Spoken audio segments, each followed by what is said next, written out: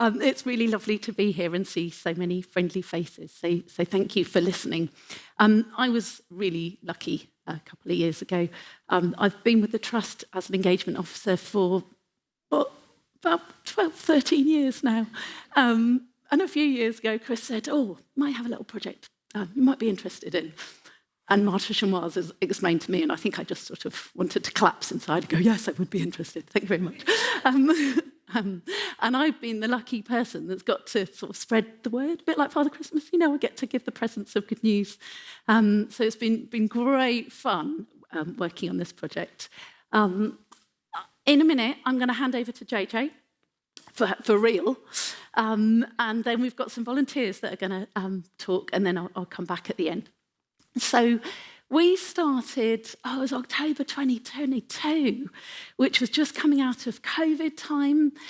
This is a really good will, full of hope project, and I think that was what we needed then. I think it's still what we need now, and it is still full of hope. It's still full of promise. When we started with a tiny job of raising a few pounds to complete the purchase of the reserve. And I think we felt that was quite daunting in itself, but we had absolutely no idea what journey it was going to take us on. We started, we didn't really have a plan. The plan was not to have a plan. The plan was to take the time while we were fundraising. The farmer was still farming the fields, growing their crops. The plan was really to meet people. So Martlesham Wilds, by nature, where it's located, it is just up the road. It is so near so many people. So Martlesham Wilds was always about connecting with people and bringing people on this journey. Absolutely, it's about restoring the site for nature and giving nature somewhere to recover, but it's also for people. So from the very, very beginning, the first thing we did was get out and meet people. We met John and Jenny, the farmer who sold us the land. They've been absolutely fantastic in helping us get to know the space. We had our youth board out filming a campaign video, which you might have seen a few years ago now, but they were absolutely amazing. We had an incredible curly that came and was made into this wonderful poster by Claire in the office. And we had great fun using all of these resources to get out into the community. To start with, there was Andrew and Michael and I, and we were going out. We got in touch with absolutely everyone we could think of locally, probably some of you here. And we said, hello, come and see us. We want to talk to you. And so many people did. It was incredible. We were absolutely inundated. We were running walks, we were running talks, we were coming into communities to give talks, we were going to schools, we had businesses out.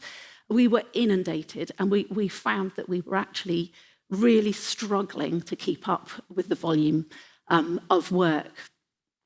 Around April time, this changed. JJ started, which was fantastic. So we now had our Martlesham Wilds warden. But these two amazing people also joined our team, and I'm incredibly grateful to them. And I won't dwell on this slide because I know they're both here. So I know they don't like looking at pictures of themselves on a screen. But they were amazing. These two, Jeanette and Karen, were the very first people, when we'd been meeting people, we were saying, in time, we would love some help. We would love we will need help, but at the moment, we can't even get on the site. They're still growing, they're still farming, so we can't do anything. Everyone wanted to help. Everyone was keen on serving. They were keen on work parties, but we couldn't do anything. What I needed was people to help me reach people. And Jeanette and Karen put their hands up really bravely and really ran with it. So it just meant that the numbers of people we would connect with were greater. So with our lovely kind of team in place, we carried on fundraising, we carried on meeting people, but really, really importantly, we were collecting stories. We were finding out how everybody used the site already, and a lot of people did. And that was really, really important to us because we wanted this to work for everybody from the beginning. And the plan was always, yes, we had some ideas, but we wanted to hear your ideas. We wanted to hear your dreams, everybody's dreams, future generations' dreams. We wanted to collect stories in every possible way. And so as a team, armed with my fantastic new volunteers, we were able to meet even more people. And we spent the whole year effectively just discovering what the community was around us. It went quite well. So roll on October 2023. Not only had we raised £1 million, not only had we discovered that in Martlesham and the surrounding area, Woodbridge, the surrounding area, we had more experts than we could possibly ever have imagined in every field willing to volunteer for us. But we also had a list of over 100 people willing to give their time to volunteer, to learn about nature and discover and help wildlife. And we were blown away. And it was just incredible how many people wanted to help. There was such an appetite. And the really lovely thing was we were ready. So JJ, meanwhile, had been working, meeting these experts. And we ran a kind of Christmas, hello, this is what we've been up to, bit of a matchmaking situation. So it was kind of like, here's our dragonfly expert.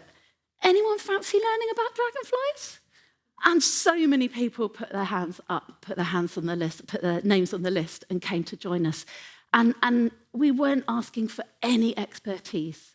We were really, really clear we wanted to train people up. We wanted to bring people along this journey with us.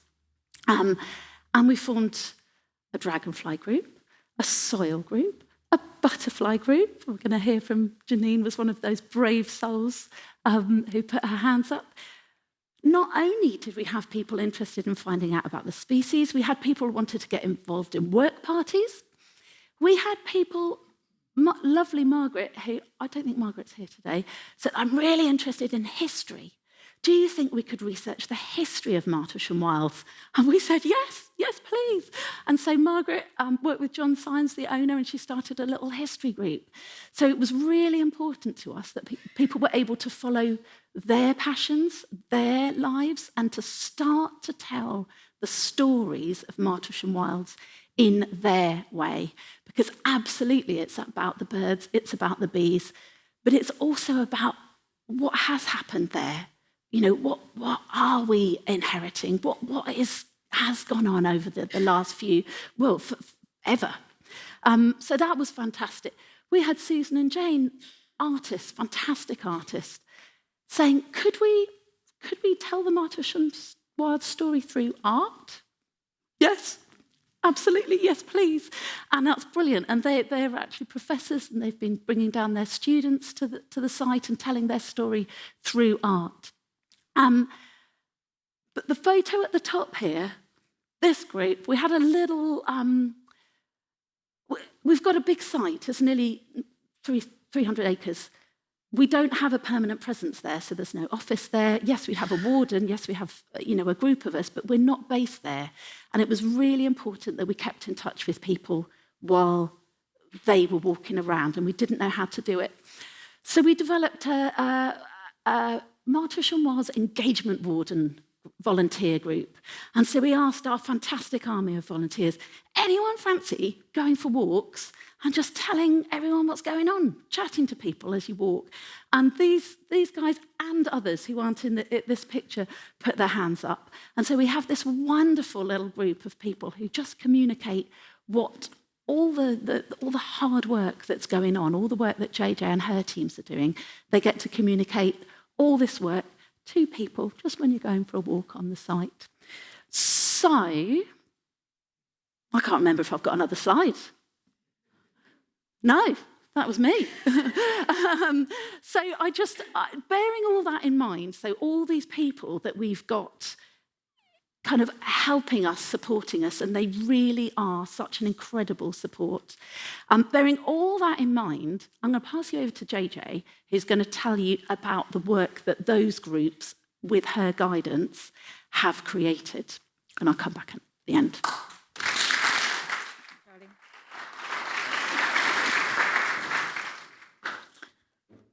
So I'm going to continue talking about the development of the site, but more from ideas and vision perspective, and a little bit also about the science and monitoring side of things. And a quick shout out, I don't know if Edwin, yes, he is in the audience. There's a few bird slides, and they're all from Edwin Smith, and they're really, really beautiful. So I just wanted to acknowledge him. He's a fantastic photographer. And all the birds you'll see are taken at Martlesham Wilds. So this is Martlesham Wilds, the aerial view, and it's just a couple of miles away and sits at the northern end of the Deben estuary. It's the edge of the Sandlings and also just within the Coast and Heaths National Landscape Area. So you can see the little red box up there. It's bordered to the north by Martlesham Creek and the east by the Deben estuary itself. And the Deben is already internationally designated as a Ramsar site, an SPA, it's triple SI, and on the site we have a county wildlife site, broadleaf woodland, which is also on the ancient woodland inventory. So it's a really rich and ecologically diverse area from the outset. It's, as Charlie mentioned, about 300 acres. It's 289 acres or 117 hectares, about 80 of which are arable reversion, 20 of which are freshwater grazing marsh, about 5 each of woodland and salt marsh and intertidal reed bed, and a couple of hectares of meadow. The map at the top shows UK priority habitats surrounding the site. So there's mudflat, you've got the grazing marsh, the intertidal areas, and the broadleaf woodland. What you can see is a reserve-shaped space in the middle where we have plenty of opportunity to really create some nice habitat. And in this case, we're hoping a mosaic of woodland and scrub and grassland. Which brings me on to talk about the broader vision. So in green, you can see all the arable reversion areas. And the bright green area is an area we'd like to develop back into secondary woodland. And you can see this will link up sluice wood with lumberwood, which is the little patch of wood at the bottom there and within the site, and also walk farm woods, providing sort of great connectivity between these woody features. The dark green area, also arable reversion, is down to go back to scrub and grassland habitat mosaic. The dark blue area is already grazing marsh and will continue to be managed as grazing marsh, freshwater grazing marsh, that is, until there's the expected, at some point in the future, breach to the river wall, and we also end up with another intertidal habitat. But for the moment, we want to keep it as freshwater grazing marsh, although with some added habitat features. And the turquoise area is currently grazing marsh, and that was reclaimed from salt marsh in the 70s. And at a sort of point in the near future, we hope that we'll be able to revert this back to salt marsh, and that's subject to licensing and appropriate surveys and all of that. But that is the broad plan. So when we inherited the site, it was in organic management. The farm was in organic management, and John Symes, the previous owner, was really sensitive to the landscape and to the environment he was in. So we inherited lots of veteran trees, mature hedges, ponds, flower-rich meadows, lots of standing deadwood. So it's really, it was a rich site already, an ecologically special site already.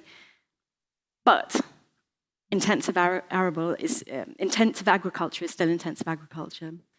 So the question is, how do we encourage it to go from what you see on the left, which was when we took the site on, this was after I started in April 2023, it was still being farmed. So that was a picture, April 2023, to something more like what we see on the right. And where do we begin? We've been really, really lucky to get a big grant from BIFA. And so this has enabled us to start putting in some habitat features and also putting in some infrastructure that will help us to manage the site in the future. And this map shows, again, the arable reversion for scrub and grassland, and this is down to be managed by conservation grazing. So at some point in the future, it won't be for the next few years, but at some point in the future, we will introduce cattle or horses or a combination of the two to manage the scrub development. So the BIFA grant has allowed us to put the infrastructure in to enable this to happen. So those 4 green areas show what will be the 4 grazing compartments. And we've, of course, started to put in features that will allow us to manage this. So before we could fence those grazing compartments, we needed to link them up or be able to link them up. And the initial work was just to create the culverts and the crossings between the compartments so that the fencing could be smooth and continuous. And also to put in a solar-powered livestock drinking supply system. So that work was carried out at the end of last year and earlier this year. And then earlier this year, we started to bring fencing materials on site. Now, this is all contractor fencing. It's a lot of fencing. So it's the beginning of the materials arriving, and that was the very first fence post to be knocked in. And to date, we've got 6.5 kilometres of fencing completed. This also includes a couple of animal handling corrals, all the interlinking gate systems, and some boundary fencing. So there's a huge amount of work has gone on in this last year. All the fencing has been done with hardwood chestnut posts, untreated chestnut posts.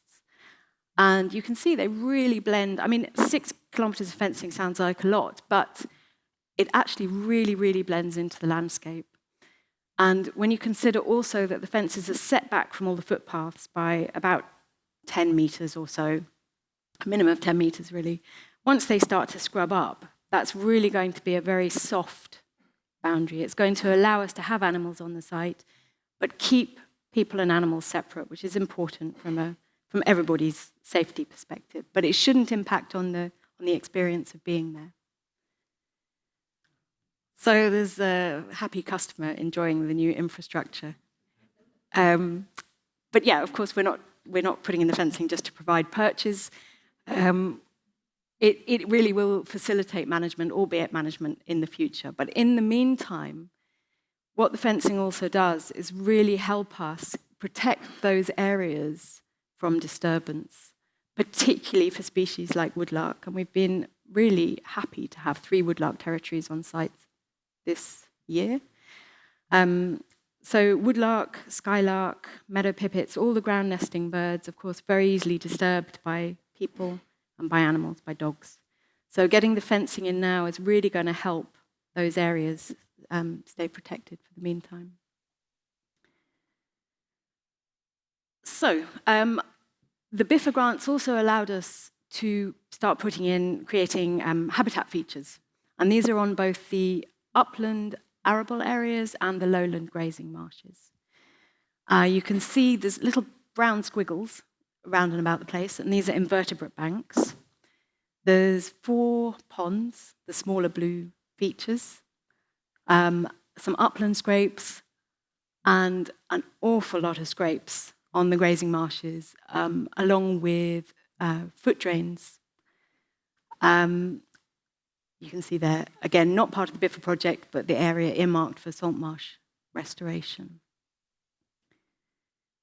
And this work is really ongoing at the moment, so diggers are on site at the moment. The 5 invertebrate banks have been completed. This is one under construction. It's a south-facing sandbank. So it gets really nice and warm. It's really attractive for insects. And you can see this was taken like a few days after the diggers had moved off. And you can see, I think, in the center there's a little hole. To the left and right, there's holes that have been filled in. So solitary bees and wasps had moved in straight away. Okay. Yeah. Talking of pond work, we've got pond restoration wasn't part of BIFA, but it's something we undertook quite early on. Now, there is a pond in there, and you can, I can see where the water is, but you possibly can't. But it was extremely shaded, overgrown, filled with leaf litter. It should, yes.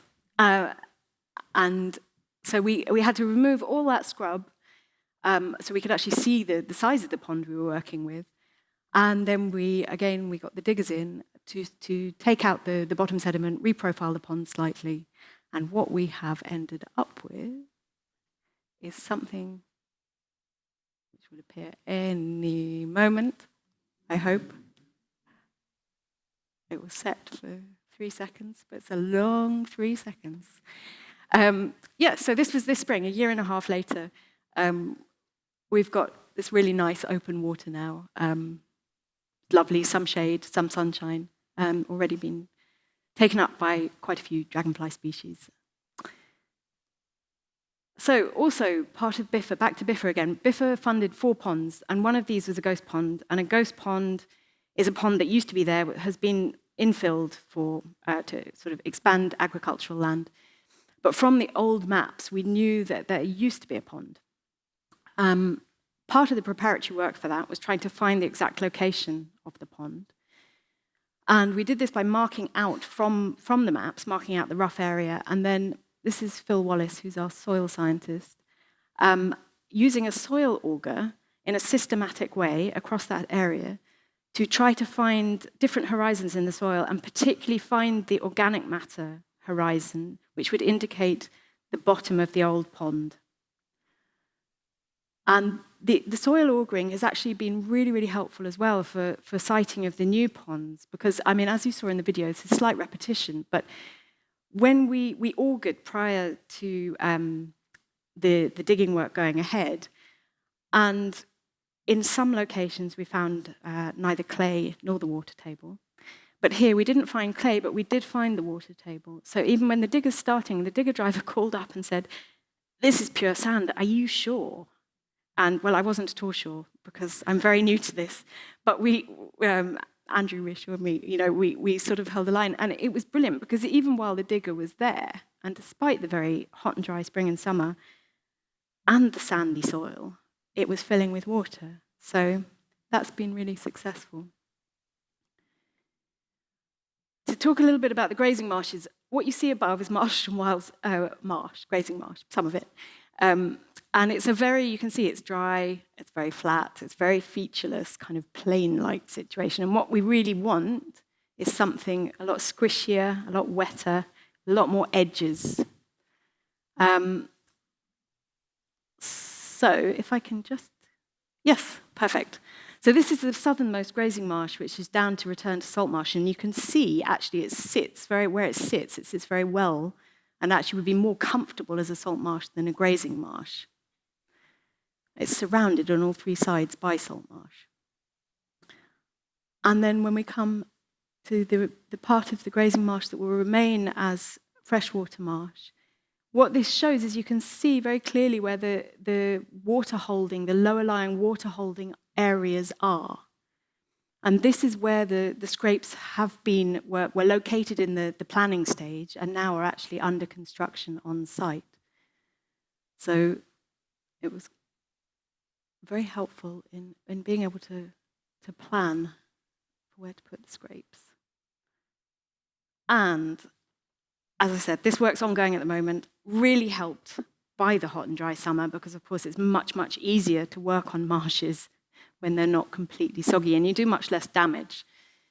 So this is one of the scrapes. I haven't got the most up-to-date photos simply because the work's progressing so fast, and we had to submit the presentation before I could get the last photos. But this is one of the scrapes under construction, and we've got in total almost or slightly over 2 hectares of new scrape to go down on the grazing marsh. So it's really going to change the look of the place and be a fantastic refuge for feeding, for preening, for all sorts of wildfowl and waders, and also all the myriad other species, other local species. We've got red shank important on the estuary, curlew, lapwing, Brent geese. All of these hopefully will be really benefited by the work that's being done. So with all this change going on at Martlesham, we do need to try and keep track of it. And this is quite a big project because all the changes are happening at once and quite fast. So why we want to track it, it's really important. Various people have mentioned, that making evidence-based decisions is something we ought to strive to do. It's difficult because collecting the evidence, collecting the information is hard. And there's so many possibilities that we could tackle in terms of gathering information. So you have to make some decisions about what you do, what you don't do. But we need to make evidence-based decisions. We also need to see how things are responding to changes, the changes we make, but also changes driven from external factors, and start contributing to the understanding of rewilding or reversion processes as well. We want to build and share the knowledge, and we want to tell stories, and that's a really important part of it, because as Rupert was saying, if we can't communicate accurately to the public and also to politicians, we cannot make our case for what needs to be done. So, how we do this, again, there's an absolute multiplicity of ways you can go about monitoring. But what we are rich in the Wildlife Trust, and as Charlie was outlining already, is people power. We've had so many willing volunteers. And so what we're trying to develop at Martlesham Wilds is a citizen science monitoring program. This is very much under construction, but we've got this brilliant gang of people. Charlie mentioned already quite a lot of the groups. We've got the soils, the butterflies, the reptiles, the dragonflies, the fish. We've got people doing photography, artwork. We've got the flora group. Ian's going to talk a bit about that in a moment. Janine's going to talk about the butterflies. And behind, what we hope is that we will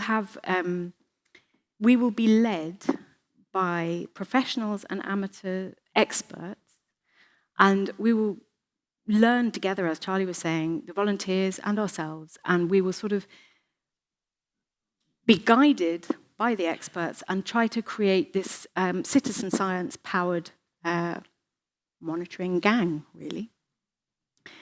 So I'm going to tell you a little bit about one of those groups, and that's the soil science group, partly because this was one of the very first ones that we established.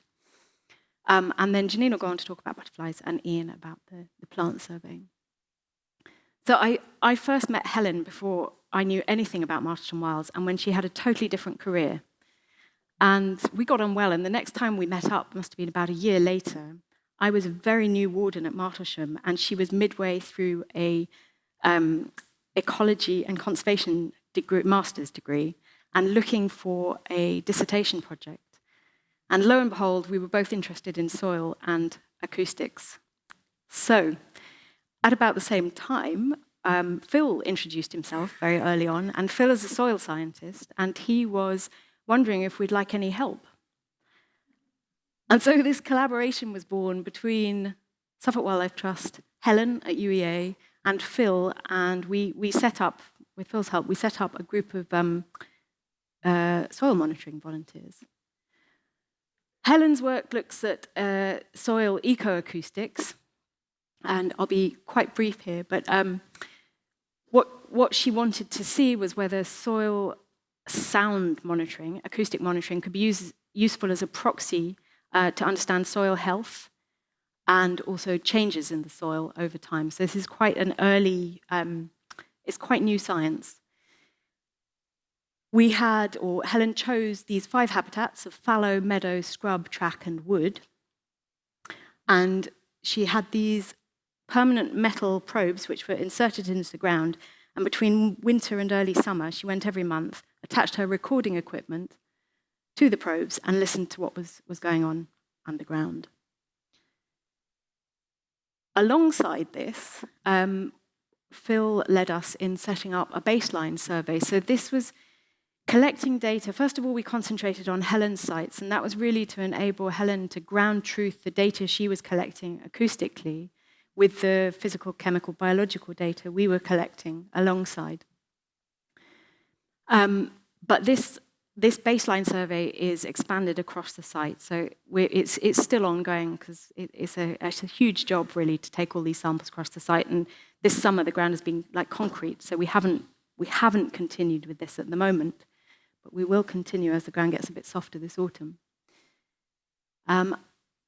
And I cannot go into details. I do not have time to go into any details about the results, but this is just to give you a really an idea, just an indication of what kind of things are coming out of these kind of studies. So the graph on the left shows it's a metric which represents species richness, so sort of diversity of organisms. And what you can see is during the winter months, it's all very, very quiet across all the habitats. And then in the late spring, there's this burst of activity. And that burst of activity, which showing much more, many different types of animals, all active beneath the soil, was different between each habitat. So one of the things to come out of Helen's study is that, yes, it is a useful proxy. And, it is something we could continue to work with and try to understand how we can use this, because it's quite an easy method when you compare it to it's an easy and less destructive method when you compare it to digging up soil samples, counting worms, unfortunately having to kill some of the animals to identify them. So it's a better method if we can get it to work. And on the right, this graph shows pH in the soils, but basically it's one example of some of the baseline things coming out. So the grid will go right across the site. These are the sample sites that Phil has already done. And what you can see here is that in the undisturbed soils, so in the woodland and the little meadow, it's much more acidic than the arable, the ex-arable soils. And this is likely due to sort of soil improvements that would have been undertaken on the arable. So this is just one of the things. We'll be able to track the changes, how the changes happen over time. There's loads and loads more to share. Some of the information's in our magazines. We will find more ways. I think there's a blog as well. We will find more ways to share all this information. But I just wanted to give an overview of some of the things that are going on. So I will leave you with a sidelong glance of one of Eddie's owls and hand over to Janine to talk a little bit about butterflies.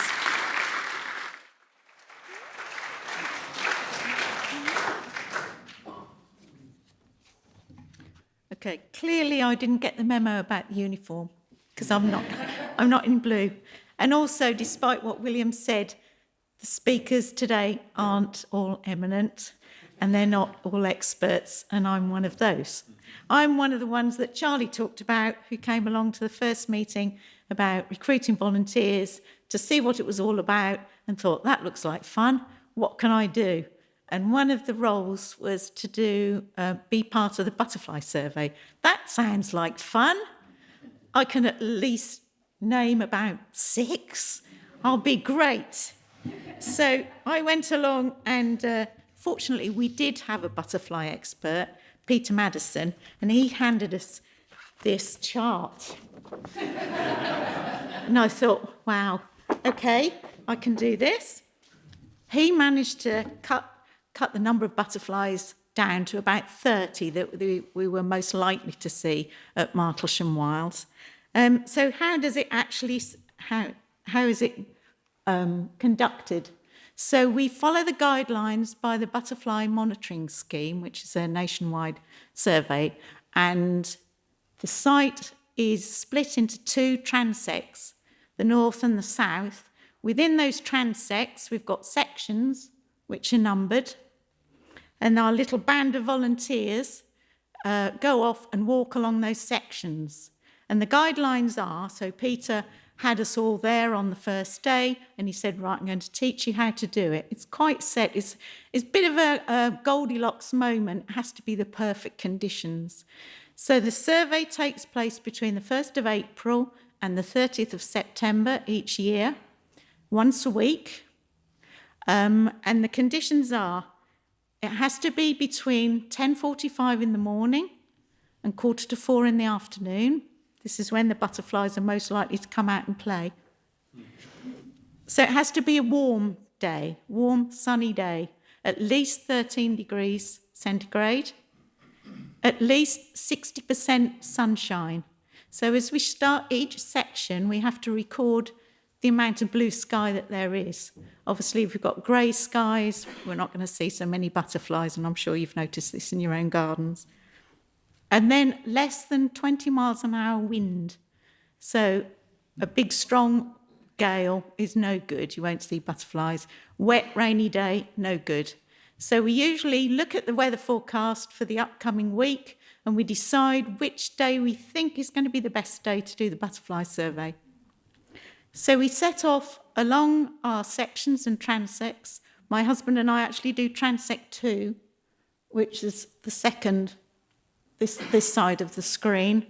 And that's part of the Martlesham Wilds that actually isn't quite open yet to members of the public. The new King Charles III footpath is going to be open shortly, and it does cut across that part there.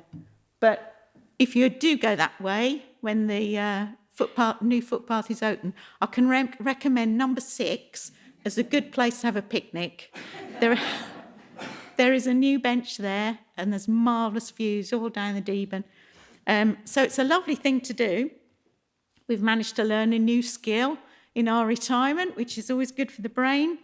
We're helping Suffolk Wildlife Trust to gather all the evidence to see what's happening and making new friends. It's a very mindful thing to do. So over to the all-important results. Obviously, we haven't got 2025 results yet, but these were the results for 2024. And I'm led to believe that 2024 was disastrous for butterflies. There was a very, very wet spring, and lots of them didn't survive. So these are the numbers that we recorded. A total of 966 sightings between April and September. I'm really, really hoping that this year is going to be much better. We've all seen in the news that it's supposed to be the warmest summer on record, and we've certainly seen it reflected in our numbers. I do know that one of the volunteers recorded over 150 just in one day. So we're really hoping that it's going to be at least more than 1,000. And out of the 30 species that Peter said that we might see, we've managed to record 24 of them. So it's a lovely thing to see, and just like I say, hoping that we're going to get more.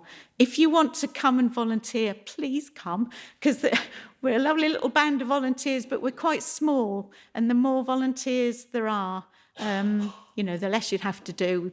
Last year we only did it like once a month. This year we've done it a bit more.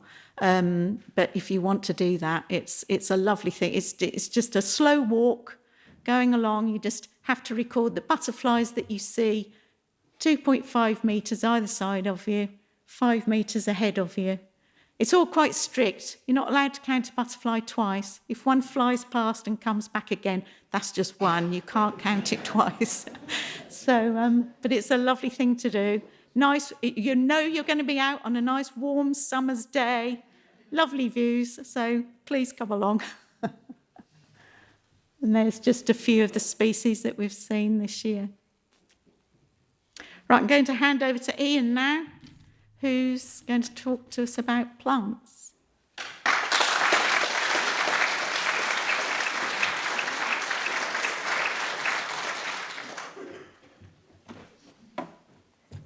Well, hi everyone.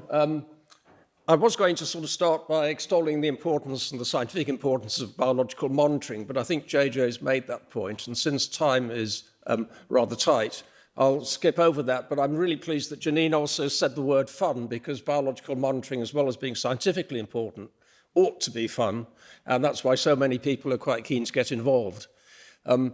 One of my roles, you may know Martin Sanford, who is a plant recorder for Suffolk. I have the complementary role in Hertfordshire as Hertfordshire plant recorder, despite now being largely based in Woodbridge. But being in Woodbridge has given me the chance to work particularly with JJ and colleagues to develop some sort of plant monitoring programme for Martlesham Wilds, which is an extremely exciting reserve. So I'm going to skip over a few slides for the sake of time, because I no longer need really to reinforce the message that biological monitoring in a site that's undergoing transition is very important, and the key thing is to get it in place early. So let's move on to this one. This is Martlesham Wilds, another map of Martlesham Wilds. The site is divided into 7 compartments corresponding to the main fields that are reverting from arable. And the red asterisks you can see there are the location of 10 metre by 10 metre squares or quadrats that we've established, 2 in each of the 7 compartments. And the idea is that once those are in place, they are permanent quadrats that will be monitored every year for the number of plant species, the composition of the botanical composition of the site, and a rough index of their abundance. And that started this year in June. If you were to stumble upon one of these quadrat sites, you'd probably just see a marker which is defining the centre of the 10 by 10 metre square. And should you stumble upon one of those, our request is please, please, please leave it in place, because it would make life much easier for us in the future. This year, within the 14 quadrats, I think we've recorded roughly 100 species of vascular plant, which is incredible for a site that's reverting from arable and is only 2 years old. But the arable regime here in Martlesham was, I think, low input, which means the reversion process has been able to occur faster than in many other places. So very roughly, about 100 species. I'll briefly mention 8. First of all, there are the opportunists, and these are the plants that appear in any reversion programme. Initially, they're coming from the seed bank or from colonisation. They're mostly non-native species, but they don't hang around for too long. But in the early stages, they are incredibly conspicuous. So this is probably the most common abundant species of plant at Martlesham Wilds at the moment. It's Canadian fleabane, which is a member of the daisy family. And it's well named because it comes from North America. There's a second one called Guernsey fleabane, which is rather less common.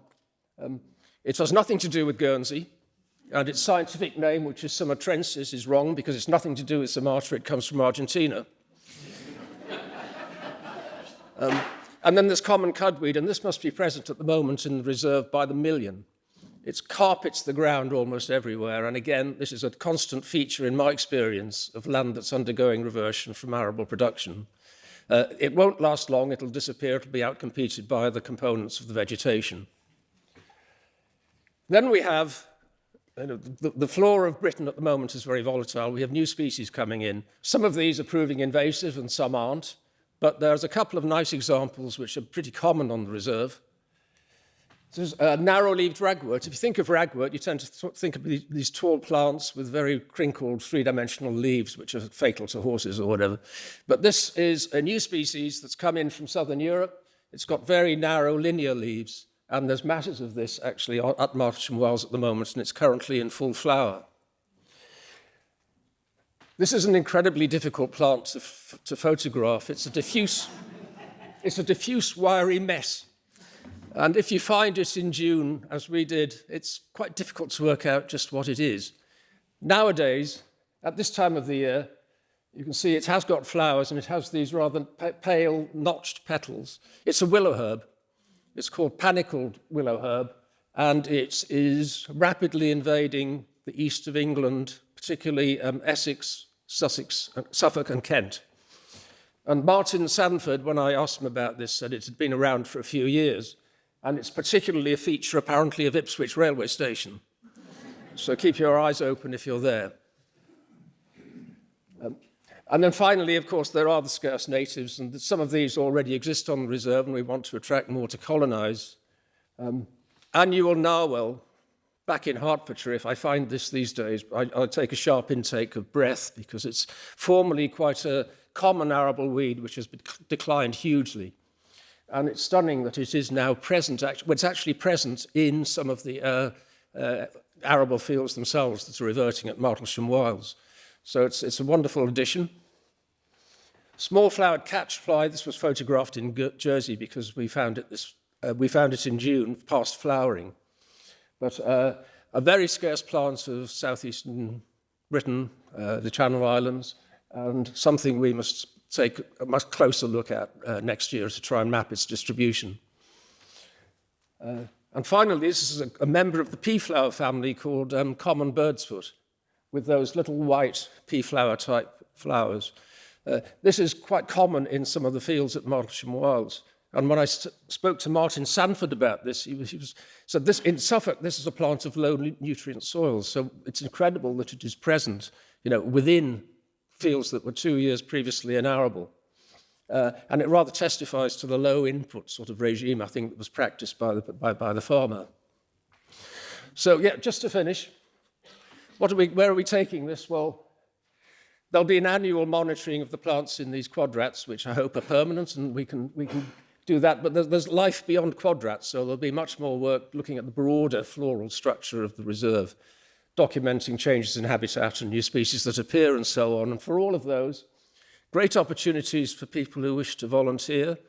And a bonus is that if you're keen to improve your skills in plant identification or develop them further, you're welcome to join in and benefit from that.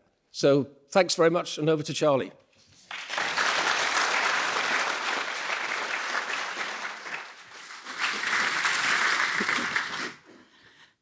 Thank you so much to Ian and Janine for sharing their stories.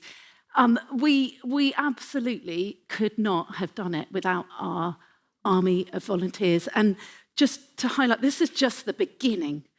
So it's really, really exciting. And this is just the start of telling the story of Martlesham Wilds. And we couldn't do this without working together. And it includes our members, it includes everyone in the office as well, because we have an awful lot of support. We get to do the fun bit, don't we? But everyone is there behind us, and it is a fantastic example of all of us working together with nature as well. Our barn owls are enjoying JJ's post. I mean, it's superb. But everybody has been incredible. Wildlife is full of surprises at Martlesham Wilds. So if you can't get down there today, I hope you can get down to one of these events. Just a little plug. Thank you all for your support. Please carry on doing everything you're doing for nature, because nature needs you, and you are all brilliant. There you go, Chris.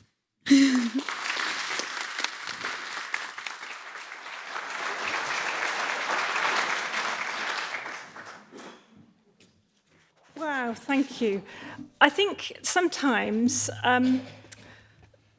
when we do these amazing, ambitious projects, and we've talked about Carlton Marshes, many of you have been there, Martlesham Wilds, we've got Whirlingham Marshes, another big, ambitious reserve project.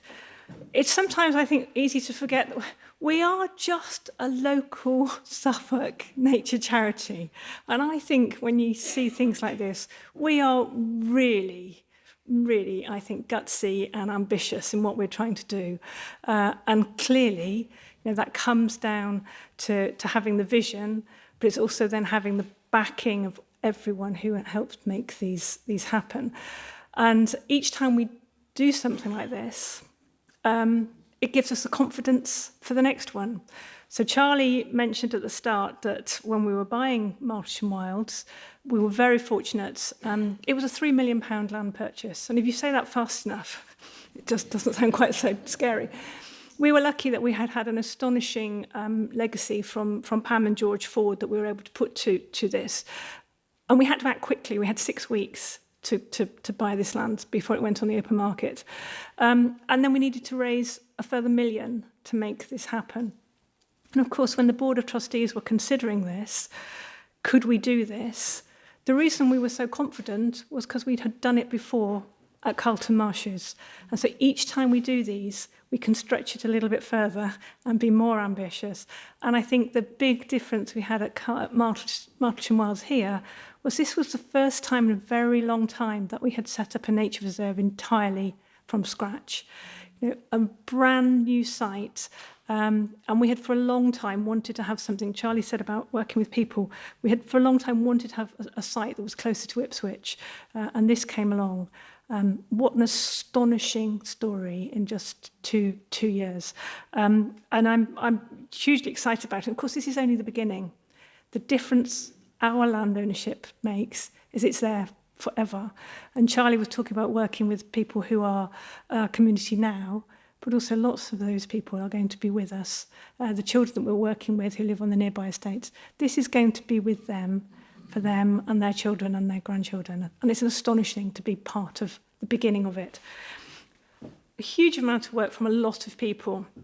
And what we just wanted to finish with today was to acknowledge that things like this, and they will say it takes a village, doesn't it? But we just wanted to give to the representatives from the Martlesham Wilds volunteer team who are here today. So Edwin, Janine, Ian, lots of you in the room. I think, William, we've got a certificate to give to you to take back to the group. So thank you very much for the work that you're doing. So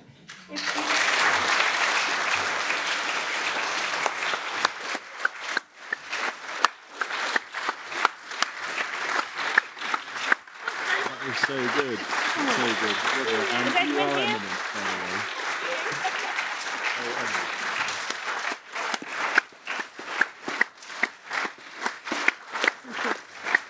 William.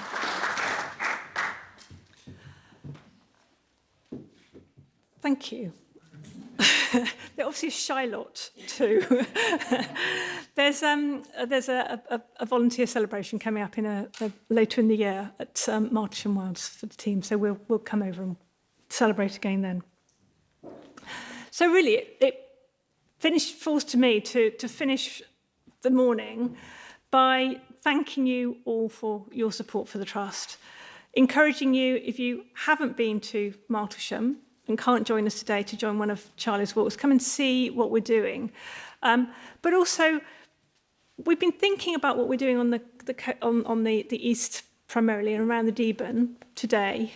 We're a county organisation, and sometimes for talking about this, we've got the same level of ambition happening up at Carlton Marshes and up in the Broads, along the coast, over in the Brecks, over down at Argafen and Spouses Vale. We've got a nature reserve that has grown and grown. We are, I think, doing astonishing things for nature. But as we know, nature is under more pressure than ever before. So as we talked about at the beginning, our ambition about bringing nature back, protecting what we've got, but really, really focusing our efforts on where we can bring nature back where it's been lost. That's what you will hear us talking about in our magazine. That's what you will hear us talking about when we're doing things on social media, when we're trying to get the word out, when we're going to press, TV, all the different ways that we can get the message out. And equally, when we come out to you through Rupert and the work and the call to action to help us with our political lobbying, that's what we're talking about. We're trying to make sure that we protect what we've got and bring back what's been lost. So, if you are on the walk, the walks will be starting at 2:00 at Foxborough, which is in Melton, and at Martlesham Wilds. Colleagues at the back have got maps if you don't know where you're going. There's no rush to leave here. And if you've travelled across the county and you don't know quite where you are, as you go out of here, the River Deben that we've been talking about is literally just over there. And there is a most wonderful walk you can do along the banks of the Deben and get your wildlife fix for the day and get your sense of place, because that is what makes all our sites so important. It's a sense of place and being part of our great county.